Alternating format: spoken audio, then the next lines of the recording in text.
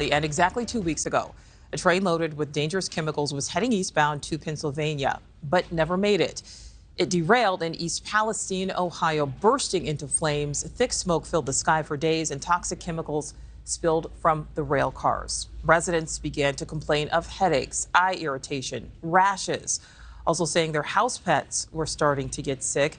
There was video of dead fish floating in nearby waterways, but today, Ohio's governor reports air and municipal water testing shows both are safe.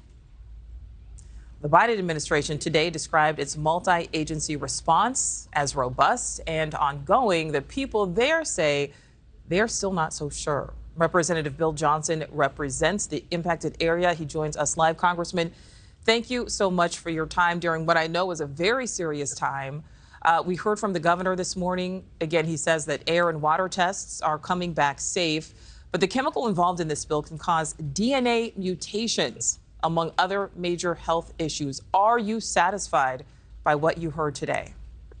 Look, we got a long way to go, but I can tell you that both the federal EPA and the state EPA have said that the village's water system is safe, not well water, but the village's public water system is safe to consume. They've also run several hundred, I'm talking in excess of 500 in-home air tests. And Administrator Michael Regan from the EPA was here yesterday. I toured around with him, even went into a home. And the EPA is saying that they have conducted numerous, hundreds and hundreds of home tests and are seeing that the air is clean in the village. Now, does that mean that we can ignore the concerns of the people that live here? Absolutely not. There's a lot of reasons for skepticism. They're concerned because just minutes after the evacuation order was lifted, they saw trains coming through town.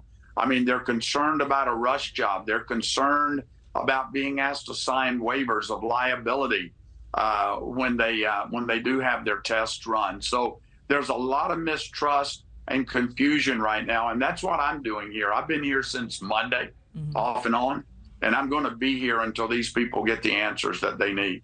Well, and I know that they appreciate that. Representative, the governor says Norfolk Southern will foot the bill for all of this. So, Congresswoman, I have to ask you, though, Norfolk Southern contributed at least 4 separate times to your campaign, $16,000 since 2012. You say you're donating it back, but can you be unbiased in holding this company accountable?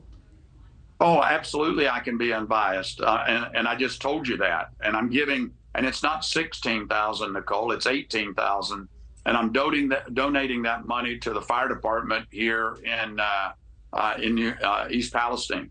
So, yeah, I don't want to get into a political discussion because my job as the chairman of the Environment, Manufacturing, and Critical Materials Subcommittee of Energy and Commerce is to look at the environmental impacts here and see how we can do it better. And when that investigation by the National Transportation Safety Board comes out, we're going to know for sure what happened. We're going to know what caused this accident. And you can better believe that the operator, Norfolk Southern, is going to be held accountable. All right. We heard you right there, Representative. The governor says this doesn't qualify for FEMA assistance. He says he's filing this paperwork to make sure it's on record. Do you think FEMA does need to assist in this case? I mean, it's a serious case. Well, look, I've gone back to FEMA asking why do we not qualify? I mean, if this doesn't qualify as a disaster, I don't know what does. And that's kind of crazy. I'm going to begin to ask some questions. What does Federal Emergency Management Agency mean? What does that mean? If this is not an emergency, if this is not a disaster, you tell me what is. Absolutely. And that's the question I think so many people are asking. Last question for you, Congressman. What will it take to make your constituents feel safe? I think it's going to take time. It's going to take time and transparency and full truth and disclosure. If there is a bright spot here between the Ohio EPA and the federal EPA, they are doing a great job of working to inform the citizens about what they're doing, how they're doing it, how they're testing their water, how they're testing their air. They're recommending that all private wells be tested before that water is consumed. And the state EPA has said, you call us and we will make sure that test is completed. And you don't have to sign a letter of a waiver of liability to get that done. So part of my job here is to bridge that gap of communication.